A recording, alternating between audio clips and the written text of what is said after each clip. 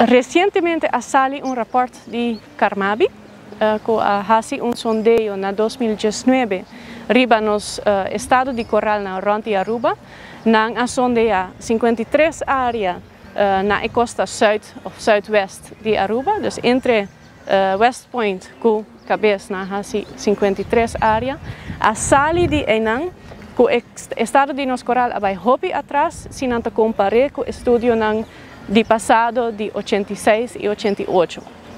Esse nota algo com a informação nova. Me quemen turhinde com ta daif com ta sambuya com ta wake coral nang awak esaki vai atrás. Pero agora que te promeviaja com é degradação aqui ta documentar.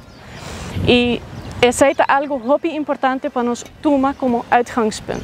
So awoko nos sa com ela degradar, nós não somente pensa riba conservar o que tem, pero também nos mete dar espaço para recuperar.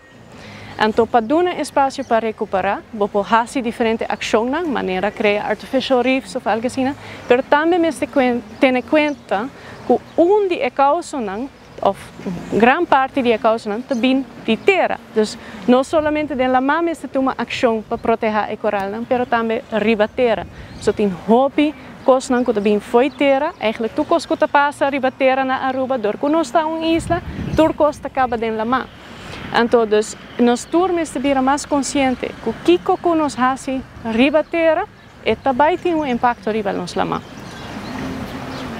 Den aspecto de leiding e regla nang kuta conta pa área na marino, eigenlijk tem lei como se tem conta na gele, tur camina na Aruba, não somente em área na marino, não somente em parque marino, pero tur camina na Aruba. Então, essa é algemene voorzorg. Essa é que ding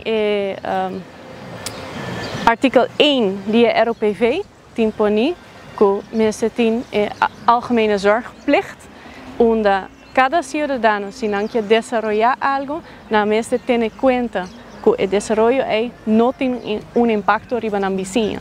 Então, a vizinha porta a natureza, porta a cultura, porta uma pessoa, uma companhia, porta qualquer coisa, mas não tem impacto riba na. Senão, vamos tomar todas as medidas possíveis para não ter impacto ou para minimalizar o impacto.